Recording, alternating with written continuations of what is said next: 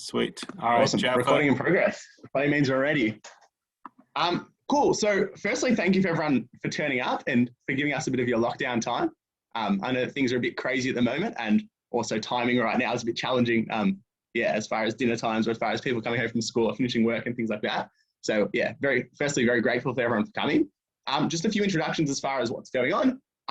The people who you've probably seen towards the start, Rav Sendor and Jaffa as well, along with me, we are representing Blake Street within this. We're also partnering with August and with Zionism Victoria as a means of sharing this around. So before I introduce our speaker, I just wanted to introduce exactly what we're doing and what we're hoping for. So over the last couple of weeks, either you've been living under a rock. No, I'm kidding. There's been quite a lot of stuff going on in the media, especially to do with the Israeli-Palestinian conflict. There have been tensions that have risen in Israel based on a few different factors. And as a result to quite a lot of that sort of stuff, there's been quite a lot of media put out on social media, on all different forms, whether you're on Twitter, whether you're on Facebook, whether you're on Instagram, even things like TikTok, and probably even Snapchat and things like that, all over media and even news sites. And a lot of these things strike emotional sort of chords, and we respond to them in a very emotional way. So the intention of the session we're going to have today is we're going to try and break down some of these ideas. We're going to break down some of the bases of these sorts of things. We're going to look at some key infographics that have been shown around, and we're going to hopefully find the root and the cause of exactly where some of these things are coming from, what the ideas represented are. And we're going to have a look at both general approaches of how to deal with these situations, and also we're going to look at more specific approaches and how to deal with specific arguments or specific issues. To do that, we have got Joey Wilkinson, who is a legend of the Melbourne Jewish community. Joey is giving us a bit of a wave.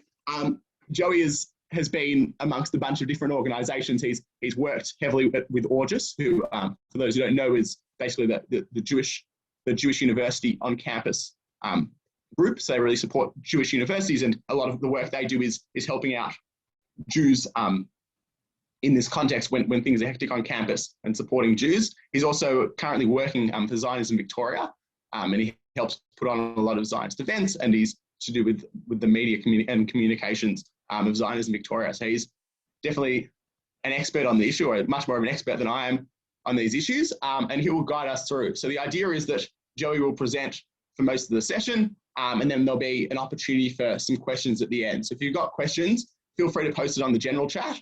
Feel free to personal message me or Rabbi Sendor or Joey, or even Yafa, and we can post them through the end. But the idea is generally that the questions will wait till the end, unless there's something pressing at a specific point, in which case Joey can address them at his will. Without further ado, I don't know what the word is. Joey to speak and to present. Enjoy. A bit sad that we obviously can't meet in person, but we're gonna have a great session anyway.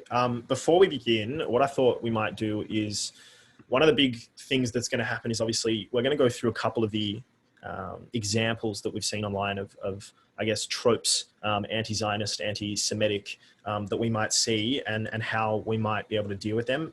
But what I would like to do is I've only picked 3 of those, and I know that for a lot of people out there, there's obviously been a lot that's appeared on various, social media platforms, Instagram, Facebook, TikTok, what have you. So what I want you to do is for the initial part of the session, I also want you to kind of maybe grab your phone, or, open up a browser on your computer and just look up or find some of the things that you've seen, because at the end of, I guess, let's call it lecture part, we're going to jump into questions, and I really want there to be, I guess, a decent amount of people, a decent amount of content within that section. And I want to be able to help you guys go through some of the things that you've seen that might not be covered in the presentation that I've got. So with that, we're going to jump straight in. Here we go. Can everyone see that? Just give me a thumbs up if people can see that. Great. So I've entitled this session Trying to Understand Israel with Joey, because understanding Israel is an incredibly complex task, and you will see over the course of the night why that task is so complex. So before we I guess go into the examples that we have of some of the things that have been seen online, and also how to generally deal with some of the content that we see online, what we need to do is we need to go through a very brief history and a brief understanding of different topics and different terms. So what we're going to do is we're going to go through a very brief history. It looks very long and very complex. It's not. We're just going to go very briefly through the early 1900s, what the British Mandate was, the Balfour Declaration, the UN Partition Plan, independence and the Nakba, and then the various conflicts that Israel has gone through since then. We're also going to define a few key terms that that the group and that that we were sent as a brief that we think are important. So Zionism and Zionists to an extent, Palestine, Hamas, the Iron Dome, and then also we're going to discuss, there's another one that I haven't written there, but the differences between anti-Zionism and anti-Semitism, at least at the very basic level. And then we're going to discuss, dealing with what we see online. We're going to look at a general discourse, how to deal with these things generally, what kind of techniques and things you can have in play to deal with that. And then also the three examples that I've selected, which is disappearing Palestine, which for those that don't know is the concept of a lot of the different kind of maps that people will see and post online, where it shows UN partition and pre-independence, the land was mostly Palestinian, and then now the land is mostly Israel. We're going to debunk a few of those myths. We're going to debunk the concept of Israel being an apartheid state. We're also going to look at the concept of Israel unfairly killing civilians. These will be very, very open and open to questions and discussion from people in the audience. So before we jump into any part, I guess, of what we're going to discuss, I really want to set the foundations of this topic with the concept of narratives. And what I mean by that is the concept of narratives in relation to Israel specifically, in relation to different national identities, in relation to the entire geopolitical mess that is the Middle East. But the concept of narratives being that there is just an unprecedented amount of variables and an unprecedented amount of, I guess, chunks of information. And a narrative is really just the collection of those chunks to produce some kind of story, some kind of identity, some kind of understanding. And you may find that, you or we as a group living in a Jewish community, a very strong Zionist Jewish community, the diaspora, might have a very specific narrative. But that doesn't mean that we're any more right or any more wrong than someone who might have a narrative from a different part of the world, and someone who might have a different narrative from a different culture and things like that. The way I'm going to explain this is by showing you a quick picture. So if anyone doesn't know what this is, during the most recent conflict, obviously there was a lot of civil unrest within parts of outer Jerusalem and within Israel itself as well. One of the major stories that came out of this, or one of the major events, was this situation where a Jewish man who was driving outside Jerusalem was being pelted with stones. His car was being pelted with stones. And as a result, he lost control of his car and he actually hit a Palestinian. Now, the reason I bring this up is because the media portrayed this, depending on which network, in very different ways. And what you would have seen on social media would have been very different depending on where you are, what pages you follow, things like that. So if I was to view it from Israeli news networks or Israeli Instagram accounts, or if I was traditionally a pro-Israel, I don't like using such binary kind of terms when discussing the conflict, but if I was to view this in a way that was presented to me from an Israeli narrative, it would be that this man had his cars pelted with stones and he lost control. And then when he tried to escape the area, he was molested and attacked by a group of Palestinians and potentially getting close to lynch. That was the news reporting about that situation on the one side. And you can see, someone viewing that might have in their brain an Israeli-centric narrative of the situation. But if you look at the way that situation was presented in other news networks, they presented the information without the first part, which was, that the man was having his car pelted with stones. And instead they presented it in the sense that there was a car ramming and a car attack.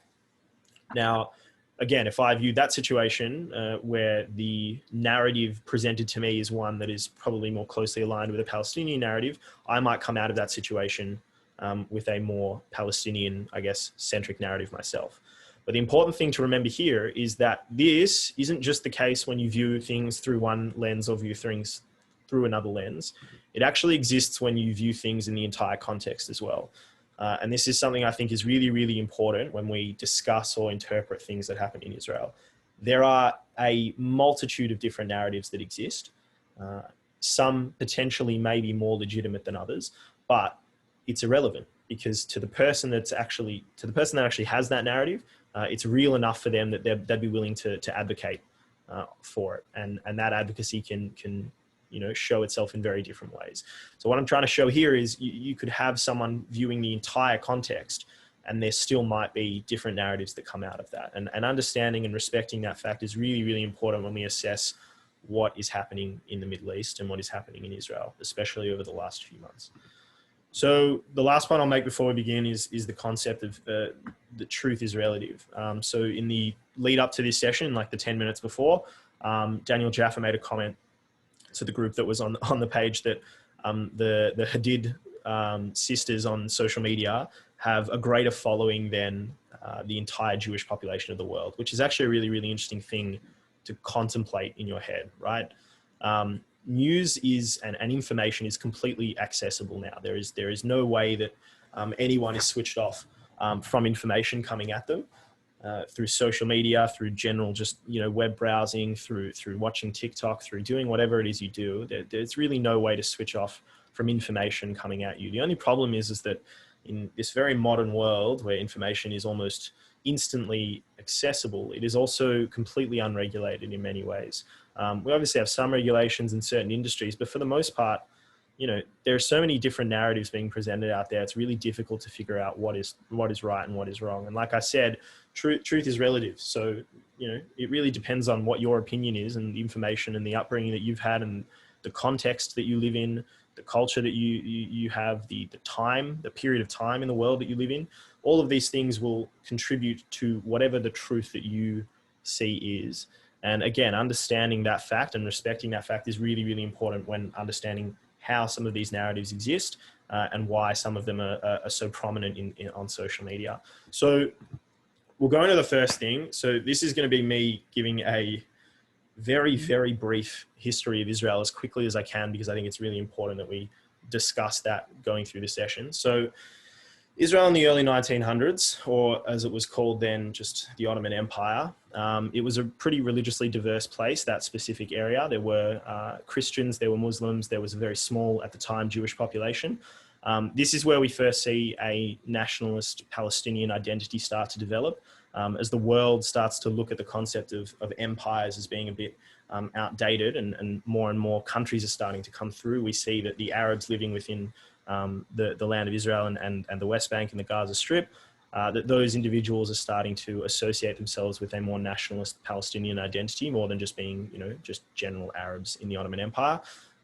We also have the Zionist movement building up. So Theodor Herzl has in the late 1800s held the first Zionist Congress, and there is a very large global movement that is looking at the persecution that Jews are experiencing around the world and saying, really the only way that we're going to be kept safe from that persecution is to create our own Jewish homeland, and the best place for that homeland is in the land that we have had a historical, religious, traditional connection to for thousands of years, which is the land that is now Israel. So over that period in the early 1900s, between about 1900 and 1920, we see huge mass immigration of European Jews into Israel, into the land there. And then we have World War One. And after World War One, the Ottoman Empire collapses, and the British and the French basically take the Middle East, they scrunch it up into a map, and then they lay it back out again, and they say, well, wherever the lines are drawn, we're going to try and draw lines. They cut the map in a whole range of different, very confusing ways. One thing that does happen is the British declare or create the Balfour Declaration, which is the affirmation of the creation of a Jewish state for the Jewish people in that land. So then we move to the British Mandate for Palestine, which is post-World War One. We see mass Jewish immigration. We see this is the first time we see the concept of one land for two people, and also, so I guess, the concept of a one-state solution. But as we start to put that into practice, we can see that there are very major tensions growing between different ethnic groups. As more Jews are starting to emigrate there, the population numbers are growing. There are different land disputes, and some of those things start to get violent. And in response to that, Britain doesn't really know what to do at that point. And so they actually for a period, ban Jewish immigration and try and solve the issue themselves. But then we have World War II and we have the Holocaust. And what happened with the Holocaust was the global population at the time, although it may not seem like it now, but many of the major countries in the world, especially in the UN, looked at the situation that happened to the Jews in the Holocaust and said, it's pretty clear that they're going to need their own home and their own state. And so that brings us to the UN Partition Plan in 1947.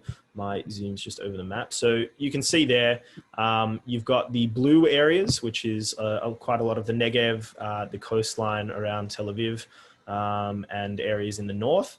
And then you've got the red, which was set to be the Palestinian state, which has the West Bank, Gaza Strip, some parts to the south near Egypt, and some parts to the north as well. The reason why the UN Partition Plan was created was because Britain basically were trying to manage a situation where Jewish people wanted their own homeland. The Palestinians were also starting to develop a nationalist identity and wanted their own homeland and wanted their own state as well. But additionally, there was just so much conflict within the area that the Brits kind of said, we've had enough, we're going to leave, the UN can handle it. So the UN created this partition plan. The Jewish people in the land accepted this partition plan, although there obviously would have been some contentious points. And the Arab population and the surrounding Arab nations did not. However, once the partition plan was presented, Israel declared its independence, and that was when the War of Independence started. So the surrounding Arab nations, so you have Egypt, you have Lebanon, you have Syria, you have Jordan, they invaded the land, and we had a War of Independence. So there's a lot of different, and again, this is where I'm going to come back to the concept of narratives, because again, it's really, really important to understand that there can be different narratives, and there can be different interpretations of the same situation, and they're not necessarily. So,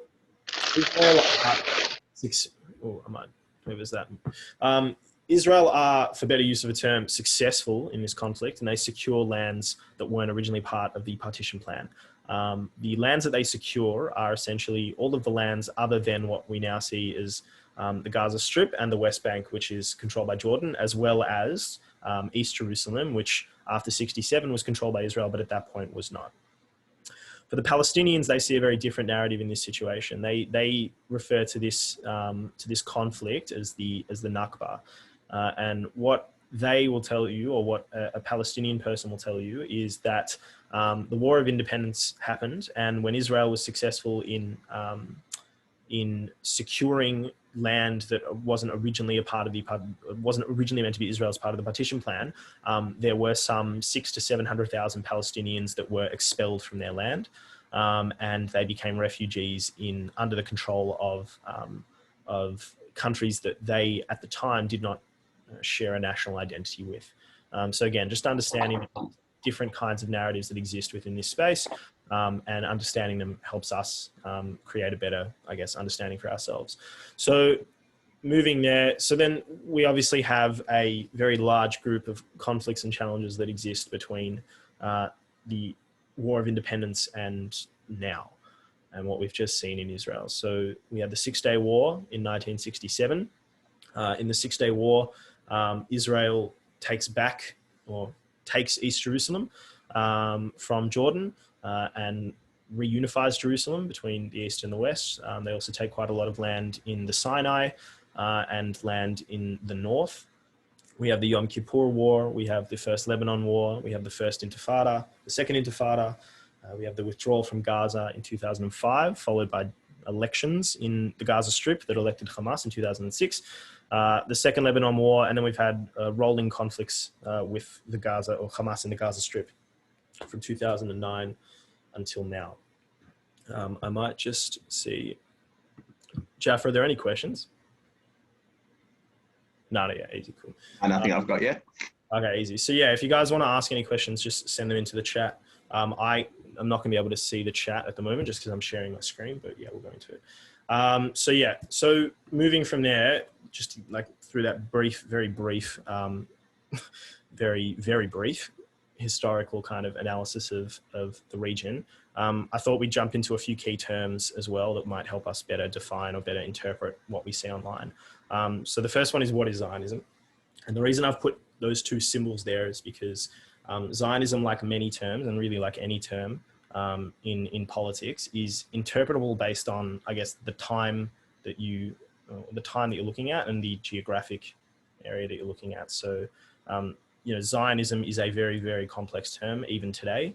And depending on the time that you lived, or the historical context that you're looking at, and the geographic context that you're looking at, the term may have a different definition. For me, though, I think this is probably a pretty decent look at what Zionism is. It was based on a nationalist movement that was developed in the late 1800s, originating in Eastern and Central Europe. The primary motivating purpose of which was, I guess, the continuation of the ancient attachment that Jews and Jewish religion had to the historical region of Israel, and the push for a national state in those lands. For me, the modern context of what Zionism might be is, the fundamental belief that Jewish people have a right to create and support a Jewish national state in the land of Israel. Again, really, really open to interpretation. It's one of the most dangerous parts about dealing with or engaging with the conflict in the Middle East, is that nearly every term is interpretable, and nearly every term can chop and change the way you define it depending on the narrative that you experience and the narrative that you have yourself. But for me, that last dot point there of what is Zionism, a fundamental belief that the Jewish people have a right to create and support a Jewish national state in the land of Israel, is what I think is a kind of a boiled down version of what I think most people in a modern context would define as Zionism. Again, what is Palestine? Same concept. It really depends on the time and the place that you are trying to define this term.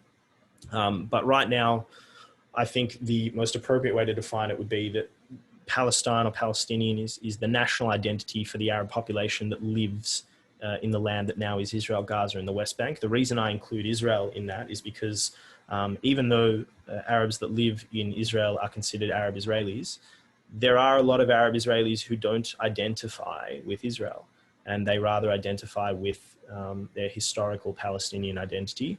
And then, of course, it is also the theoretical state within the West Bank and the Gaza Strip representing the Palestinian people. The reason I say theoretical is because, again, and something I'm going to bring up a lot, is the situation in the Middle East is incredibly complex, more complex than probably any other geopolitical situation in the history of the world. And the nature of, I guess, attributing a state to what is currently Hamas in the Gaza Strip and the Palestinian Authority in the West Bank is a really murky territory. What I might do is, if anyone's interested, I can suggest a number of different books, articles afterwards that might give you guys an interesting, I guess, assessment of the situation, very different to one another, to give you a very broad understanding and the best ways for you, I guess, to come to your own conclusions on how you might define terms like this. What is Hamas? So Hamas is the Sunni-led Islamist militant group that secured leadership of the Gaza Strip through elections in 2006. They're a globally recognized terrorist organization. Although the UN do not recognize Hamas as a terrorist organization, there are a number of major countries that do, including the United States of America and including Australia. So yeah, and then moving on from there, what is the Iron Dome? So the Iron Dome was a military defense system developed in Israel. It was designed to intercept and destroy short-range rockets and artillery that targeted populated areas. As we saw in the most recent conflict, there was a 90% success rate. It's not used anywhere else in the world. It's the only, and there's probably two parts to that. The first one is, like a lot of people think, Israel developed it and Israel are the only ones that have it. This is to an extent true, but the other reason why it's not used anywhere else in the world is because it isn't required anywhere else in the world. There's nowhere else in the world where this style of conflict and this style of rocket fire is happening. And then additionally, I just thought I'd throw in something interesting there, which is that each Iron Dome interceptor costs $58,000 US. So it's quite expensive. And as you can imagine, there were 4,000 rockets from Gaza in this latest conflict, 90% of which that were targeting populated areas were intercepted. So you can imagine that's quite a hefty bill for Israel to wear in the protection of its state and its citizens. So the last thing, I guess, on the definition point is how do we define or differentiate anti-Zionism and anti-Semitism? There are actually a number of people in this call that have debated me about how to define this. Again, it's super open to interpretation, and it really depends on, I guess, one, your narrative, and two, how you want to define it, and what you're willing to give or give up in coming to a conclusive definition. The two concepts cross paths way more than we like to admit. And there are people on, let's say, one side of a political spectrum that would like to keep them completely separate, and one side of a political spectrum that would like to have them as the exact same thing. To me, they're not. The International International Holocaust Alliance, Remembrance Alliance, created a definition of anti-Semitism, which has been adopted by a number of countries around the world. It's a group of academics that looked at the historical context of what anti-Semitism is and tried to create a definition. Within that definition, they define the questioning of Jewish self-determination, which is how they define Zionism, as a form of anti-Semitism. We also need to understand in this context, why do people say what they say? So again, one of the conversations I was having with the people before everyone jumped on the Zoom was, when someone says something that is anti-Zionist or anti-Semitic, you need to be able to break down what they're saying to its foundational core. You need to be able to speak to the person. You need to be able to understand what it is or why it is that they're saying what they're saying, because that in itself can help you define whether what they're saying is actually anti-Semitic or is it purely anti-Zionist. And then again, the last point I'll make is critiquing Israeli policy and the Israeli government is not anti-Semitic.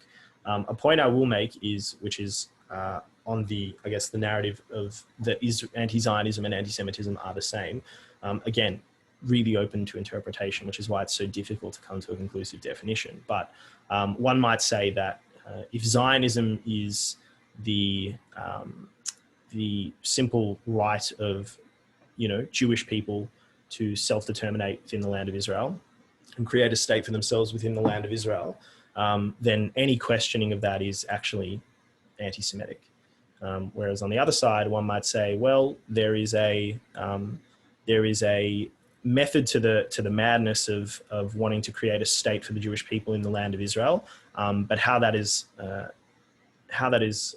manifested in reality is incredibly complex and difficult, and where we should be allowed to question elements of that without necessarily being labeled as anti-Semitic. So as you can see, again, it sits on a spectrum like all of these terms, and it's very difficult to define, and it really depends on the narrative that you sit within and the total scope of information that you have.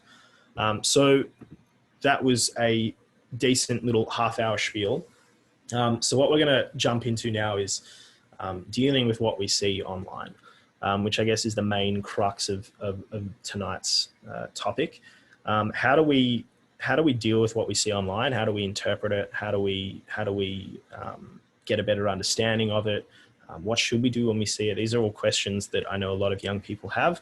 I was telling the group before, doing work, especially at the height of the most recent conflict, was incredibly difficult, especially when most, if not all of my Instagram, which when you think about it, should be a feed that is mostly, if not entirely, curated to the things that I'm interested in. Most, if not all of my Instagram was filled with memes and infographics and things that presented a narrative of Israel that I don't personally agree with, and also presented a lot of information that was just factually incorrect, and made dealing with Instagram and being on Instagram a very, very toxic place, as I imagine it would have been for a lot of other social media out there. So what I thought I would do is I would give some general, very, very general ideas of how to deal with some of this stuff. And again, same as pretty much everything I've said tonight, it's really open to interpretation and a more, a greater understanding. But these are some tips that you can kind of take into any experience that you see of this kind of content online, and it can help you, I guess, better actualize the content so that you can process it a bit better internally within yourself, and then also figure out potentially what to do about it. So the first one is, and I say this in every discussion I have about Israel, this is the most complex geopolitical situation in the history of the world. And I don't say that lightly. There is nothing that has ever been like this anywhere. There are so many variables at play, so many complexities and so many nuances at play. There is no way to compare this to anything that's ever happened. And there is very little that can be done in terms of attributing solutions that may have worked in other parts of the world, in other conflicts and other geopolitical situations, to the situation that's happening in Israel. It's a start, but it is almost completely unique in the way that it operates and the way that it sits in I guess the global order, and understanding and appreciating that it is the most complex and nuanced geopolitical situation in the world, and in many cases in the history of the world, is a really, really important step to understanding, well, maybe not everyone online has a decent enough understanding of this, because quite frankly, I don't think even we have a decent enough understanding of this. There are people out there that have been, working at this situation, who have a far greater personal, professional, economic, social, vested interest in what's happening in Israel, and they're probably better at this than a bunch of young people from Australia. They've been working on this for far longer than we have, and they're not coming to any solution anytime soon. So you can understand that, seeing certain things online and placing them in a context of that is a really helpful tool. The second one is understanding the rule of 10-80-10. So for those that don't know, there's the rule of 10-80-10 can be placed in, it appears in a lot of different industries. In the industry of like advocacy and politics and communication, what it essentially refers to is there's a spectrum. There's a spectrum of idea. On one side, you have 10% who are completely on the same page as you, or especially about major issues, and are politically aligned with you. On the other side, you have 10% that are the complete opposite and completely non-politically aligned with you. And in the middle, there is 80% that are indifferent.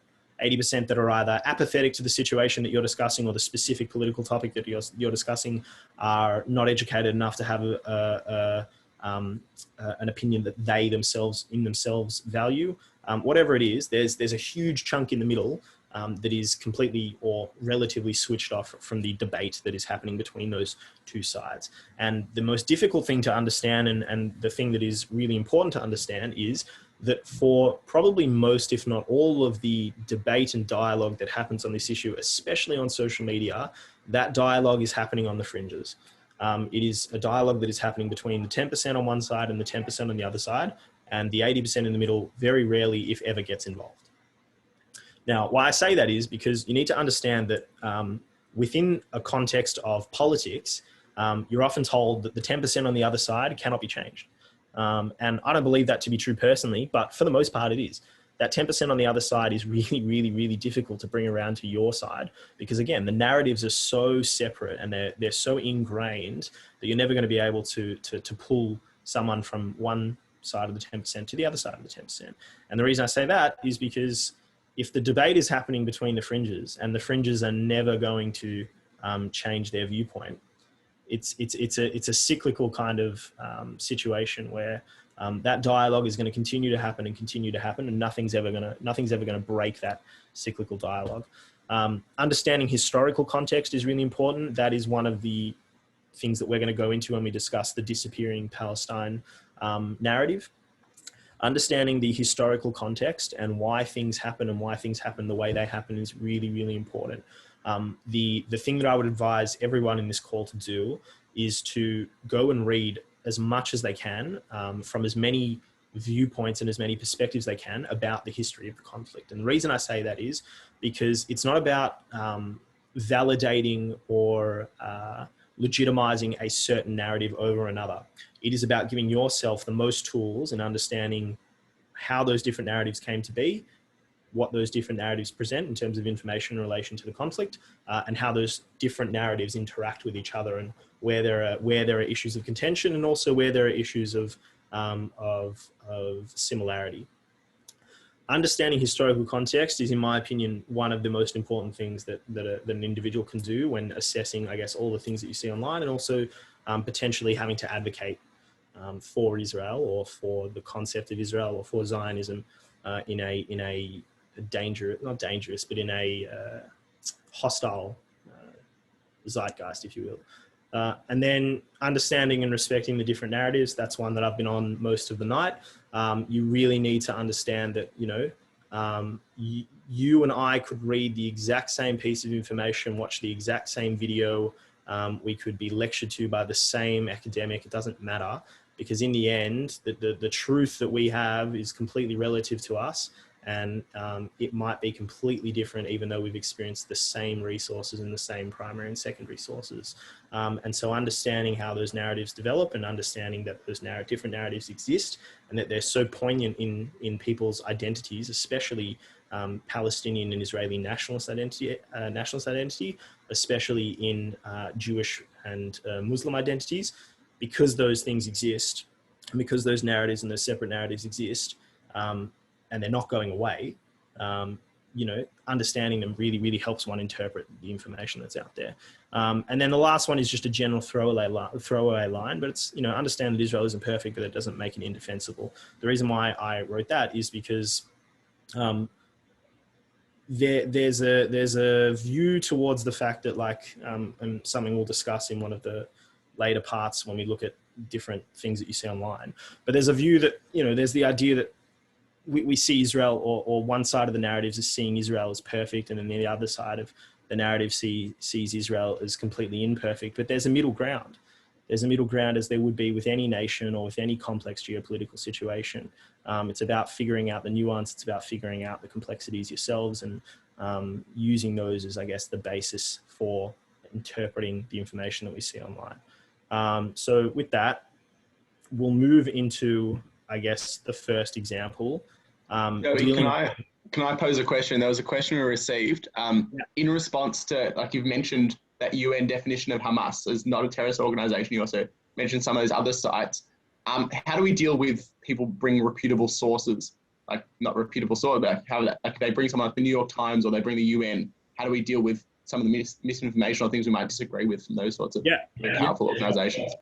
For sure. So like I said here, understanding historical context, understanding and respecting different narratives, being informed is really the best thing you can do, and the most important thing you can do.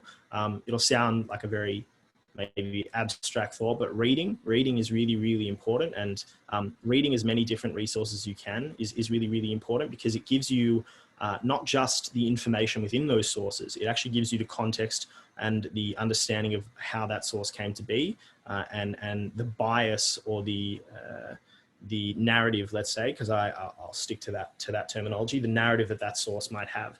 So if someone comes to you and says they've got a source, let's say from the New York Times, or something that appears, or at least has the veil of legitimacy or validation within a let's say a political dialogue, the best thing to do is to actually engage with that source.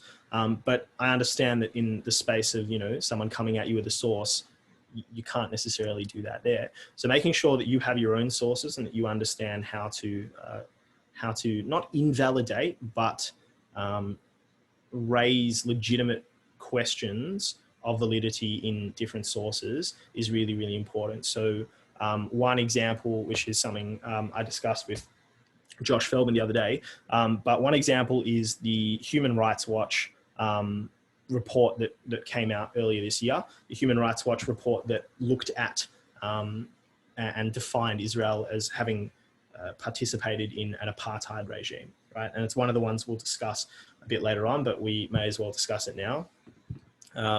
So Israel is an apartheid state. So this is probably one of the biggest ones that we see when we look at the discourse that exists online. And it's made incredibly difficult when organizations like the Human Rights Watch, which for the most part globally is seen as a pretty legitimate organization, and internal organizations within Israel like B'Tselem also come out and define Israel as either having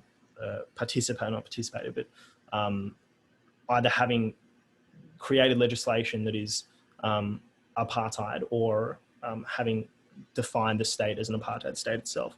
And one of the things we do in this situation is, well, you need to look at, again, the context, the historical context of the source. You need to look at the narrative that the source is buying into or has been set from. You need to look at the total scope of what that source has explored. So let's take the Human Rights Watch report on Israel as an example. This is a report that engaged with no Israelis, It doesn't refer to terrorism and Palestinian terrorism as a legitimate cause of conflict within the region. And the only mentions of Palestinian terrorism within the report are offhand quotes from IDF leaders that are dismissed within the report. And the purpose of those quotes were for those quotes to be dismissed, right? So when I look at a source like that from an organization that does, have an ear of global legitimacy, especially in conversation and political conversation, I look at that specific source and I say, well, that source is actually quite biased. That source, which claims to have the purpose of producing a greater understanding of the region, doesn't even acknowledge a variable within the conflict that is significant and has significant impact on what's going on there. So in the case of the Human Rights Watch, it's about questioning the source and about building up an understanding in yourself about why that source is, or what the bias is within that source. And backing yourself up with some decent facts and some decent sources yourself. Again, it's really about being really well read and really well resourced as much as you can be. Go out there and read as much as you can. Go out there and experience as much as you can. Obviously, a long shot with COVID currently happening, but one of the best things that I ever did was actually go into the West Bank on a political tour and actually meet moderate and non-moderate Palestinians within the West Bank. Additionally, going throughout Israel and meeting people who exist in Israel on every different side of the spectrum and shared in a wealth of different narratives, because meeting these people and using them as sources and also using, I guess, their sources as sources, just builds up your own database internally in your head that you can use to combat or advocate for the state of Israel in what is traditionally, as we're seeing, a pretty hostile environment. Is there another question, Jafar? Cool. Joey, I would say if people say, well, Israel is an apartheid state, so what do you say? I mean, what's the response? How do we? So there's a few different responses that I personally use. The first one is to really contextualize the conflict. So like I said before. And also, sorry, Joey, just for the sake of maybe some of the younger kids, when people say apartheid, what are they trying to say? Yeah. Right, what do they mean? Yeah. So this is where I'll get a bit. I'll look at Israel a bit critically, and I'll try and, I guess, put us into the narrative of the people that do say it's an apartheid state. So when they refer to a apartheid state, what they're referring to is the legislative situation that existed within South Africa, within apartheid South Africa. And what happened there was a series and a large collection of legislation that made the everyday lives of blacks and whites within the country completely unequal. They didn't have the same rights under the law as the other group. And that was a legislative reality within South Africa for a number of years. When someone says Israel is an apartheid state, what they're looking at is they're looking at the inequalities that they see that exist for Arab Israelis and for Palestinians within the region. And they say that's a reality on the ground, and that is likened, or I can liken that to apartheid in South Africa. Now, there are many issues with that. The first one is, and I'll say this again, this is the most complex geopolitical situation in the history of the world. I can't stand by that statement enough. And so to attribute a title that was associated with one political reality to a political reality that, although there are some crossovers, is completely separate and unique, is really, really dangerous. Because one is a situation that was remedied through legislation and remedied through a cultural shift to I guess, solutions that may not work in the situation that exists within Israel. And I'm obviously speaking hypothetically, but what I'm trying to explain is that the first way to combat, let's say, a call that Israel is an apartheid state is to say, well, realistically, that's a rubbish statement, because there is nothing like what exists in the Middle East anywhere in the world. The second thing I would do is to explain or show that realistically, what are the points around apartheid, right? If there's inequalities, if their issue is with inequality, I would maybe ask the question of why is it that the inequality that exists within Israel is their primary point of focus, and not, let's say, the inequality that exists in really any country in the world. We have our own issues here in Australia with our Indigenous population, as an example, and really questioning the basis of why they're saying what they're saying, and why they're, pushing the notion that Israel is an apartheid state. So yeah, for me, it's about, like I said, I'm going to go back to it, the original kind of points, they really do apply to a lot of the anti-Israel and anti-Zionist and anti-Semitic rhetoric that you see online, which is understand the historical context. And in the case of Israel as an apartheid state, there is no historical equivalency that can be made. There is potentially some comparison that can be made within the inequalities that are in reality experienced by people on the ground, but they're not experienced for the same reasons, and they're not present for the same reasons either. And so attributing a title that was associated with one experience to another is really, really dangerous.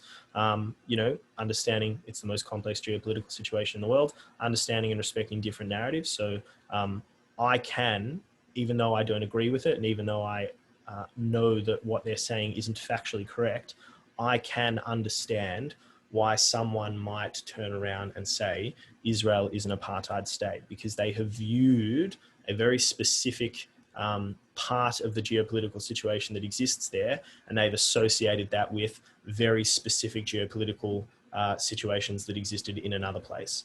Does that make sense?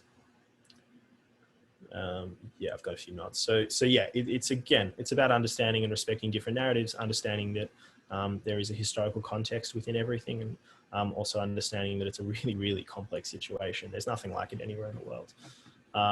So yeah, so that would be in relation to what I would say to someone who comes at me and says that Israel is an apartheid state.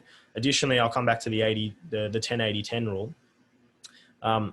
It is oftentimes that you're probably going to have to be on the defensive in a case like that, and very rarely are you going to be actively going out and advocating that Israel is not an apartheid state, because that kind of advocacy legitimizes the viewpoint of the other, let's say 10%, rather than keeps you purely from a defensive perspective of someone's come at me with a kind of line, and I need to defend myself and defend the state of Israel and advocate for the state of Israel.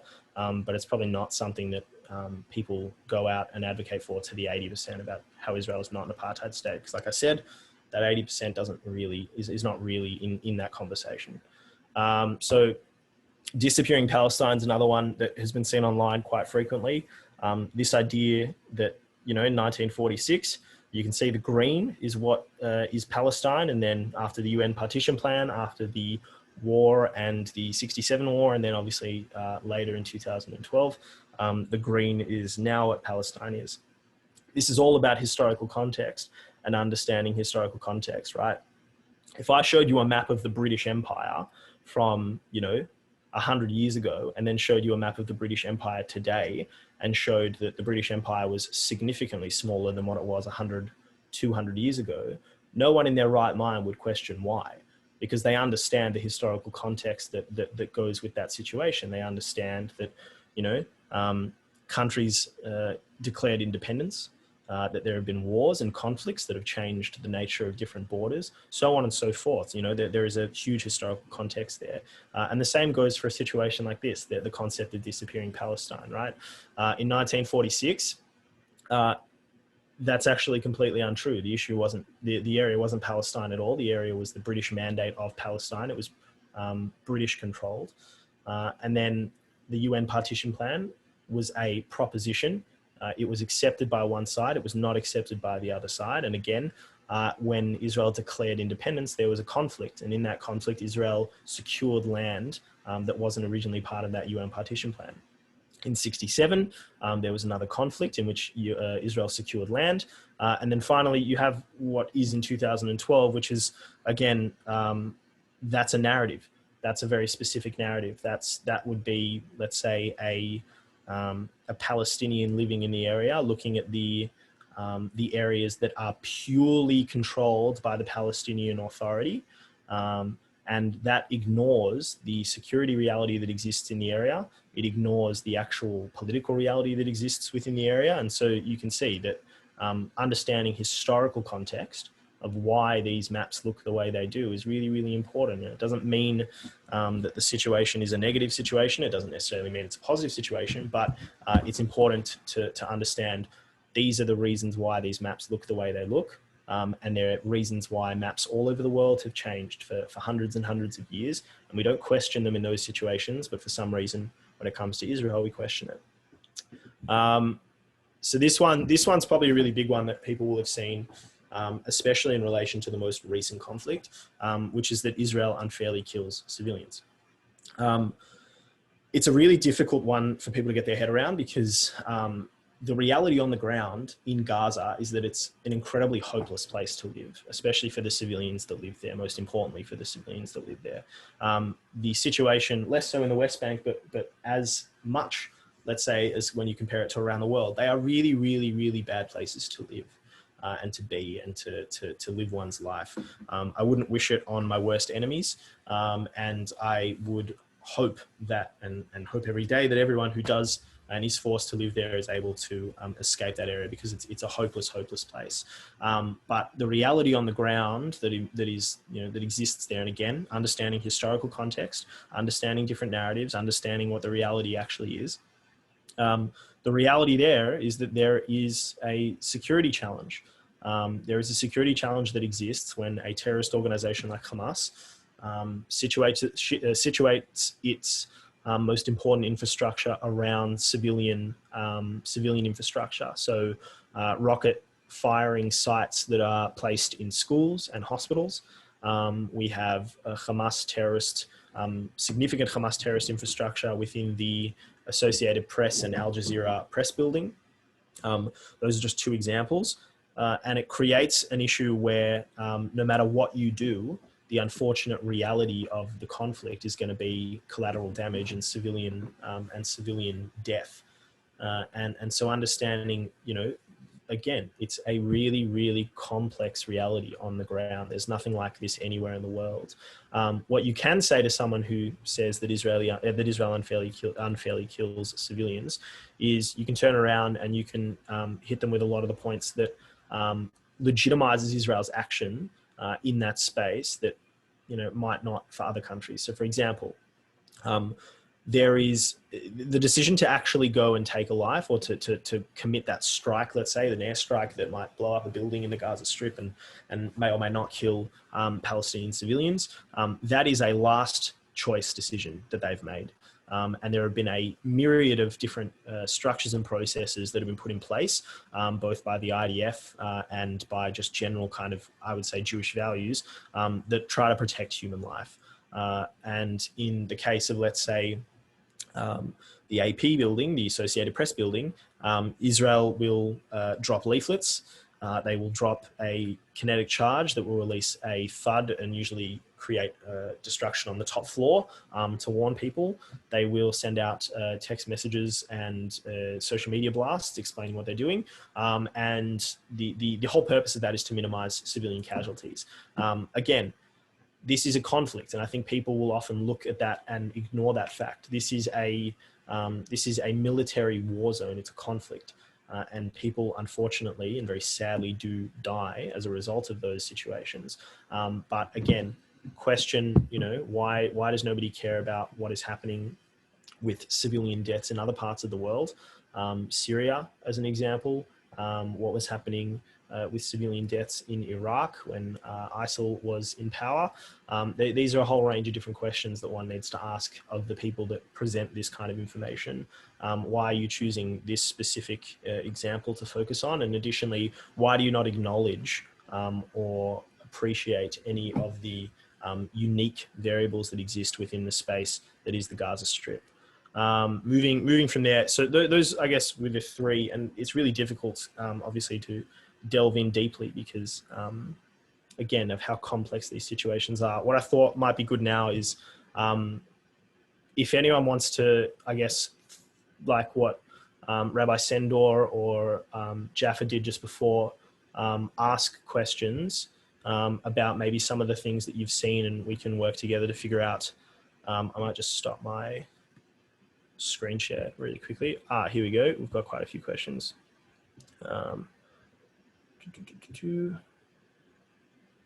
So Larry Roth, with the media onslaught against Israel in the latest conflict, it's easy to see how a large proportion of the general uninformed population are being influenced in the wrong direction. We've seen in the past that the Australian government is not afraid to take on big tech. It seems they're trying to debate the issue on the ground is treating the symptoms, not the cause.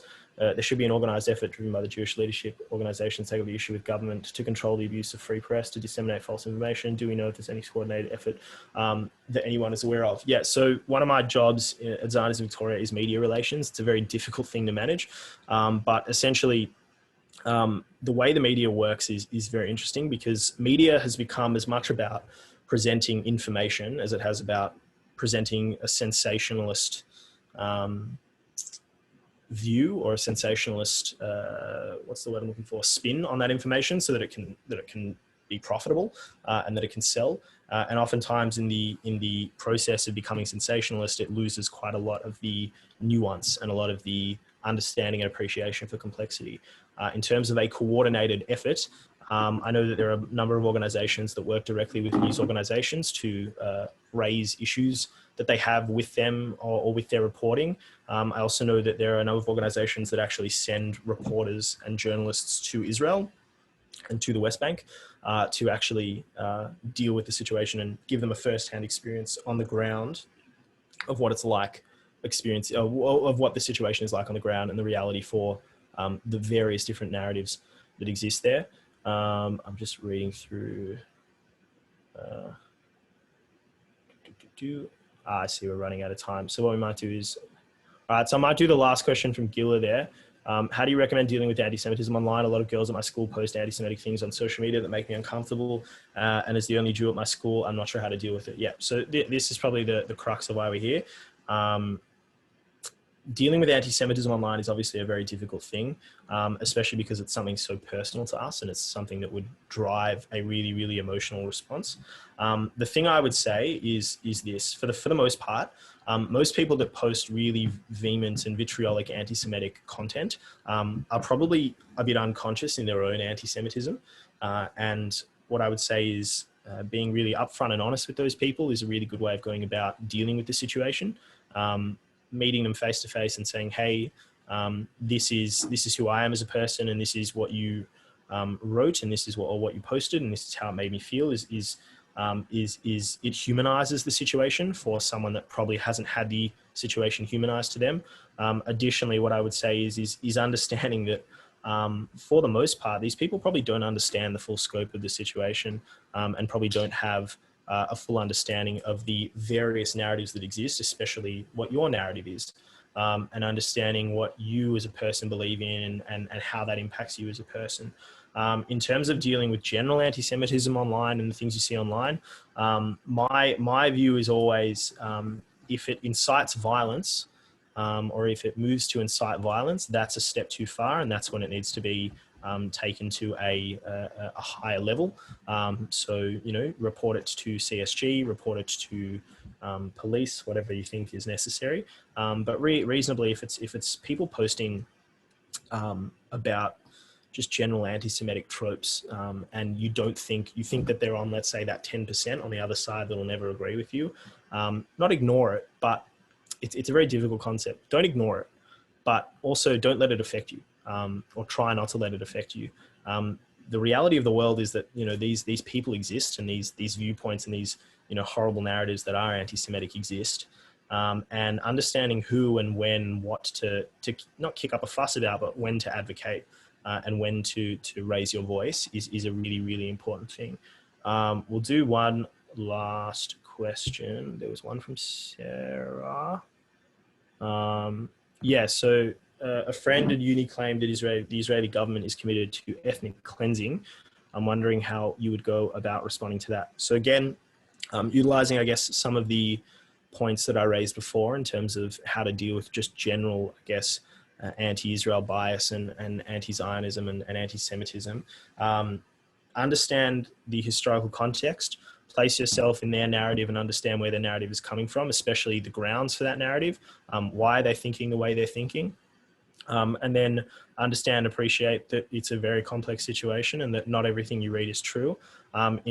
Specifically in the case of ethnic cleansing, there is absolutely no evidence to suggest that that is a reality on the ground at all. Arab Israelis within Israel experience full rights, same as any Israeli citizen. And additionally, if you go into the Palestinian areas, there isn't a legislative or a social policy. What's the word I'm looking for? Like there isn't a policy apparatus that is pushing for the death of Palestinian people, if that makes sense. It's a rubbish claim. So what I would do in that case is I would research some decent evidence on what ethnic cleansing actually is, where that situation has existed in the world, what the variables of those examples were, and look at where those variables and how those variables don't exist in the case of Israel and the Middle East. Rabbi, I think we're out of time. It's a lot of word vomit from me, I know, but I'm going to hand it over to Yafa. She'll, yeah. Well, Joey, thank you so much for that. I can see there are a couple more questions. So if you have time, when I finish this, to answer those, that would be amazing. If not, then that is okay as well. And if anyone else has questions, if Joey has time for that. If you want, I might send my number in to the group. If people want to text me or message me, I'm more than happy to follow up with people offline and give them whatever answers I can. Amazing. Thank you so much. So yeah, I just want to take a moment to say thank you to Joey. That was such an informative session. And I think you really gave us a lot of context surrounding the issue and just a general overall approach to how, and a formula to how we can respond to people who do come and have anti-Semitic claims and really throw information at us that is not necessarily accurate. So thank you so much for giving us the information and the knowledge to respond and utilize, and thank you for giving us a system for how we can respond. Thank you again to August and Zionism Victoria for partnering with us in this event. And like Joey said, if you do have any questions, feel free to get in touch with him. Feel free to get in touch with myself or Jaffa or Rav Sendor, any other people in your life. If I don't know an answer to a question that you'll ask me, then I'll definitely find an answer for you. And I think I could say that that's the same for everyone else I've just mentioned. It's been really amazing to see such a turnout of our youth here tonight and know how much you all really care about this issue. And because of that, it makes me feel genuinely so much more comfortable moving forwards, because it can feel sometimes really lonely when you see everything online and when you feel like the world's against you. But us coming together tonight and seeing us all together and seeing how much we care as a community and a people, that really, really makes me incredibly hopeful. So thank you so much to Joey, and thank you so much to everybody here. And we'll send out a reading list, and we'll send out some information on Instagram for some videos that you can watch and some accounts you can follow, just to help even out your feeds a little bit more as well. Yeah, thank you, Joey. If anyone has anything to say, feel free to jump on quickly. Other than that, I'll just mention that there. Rachel asked, we do have a recording of this evening, so if you came on late, then we'll be able to make that available online at some point shortly. Again, from Blake Street, just want to thank Joey once again, and to Jaffa and Yafa and Zionism Victoria and August and all of you. And please God, we should meet for good things and for positive things, but we all got to keep on educating ourselves and fighting for the truth out there. So thank you, Joey, for leading the way, and we'll follow. We'll keep following to fight falsehood that's out there and stand up for Israel and be educated, of course. Everybody have a fantastic evening. thank you. Bye.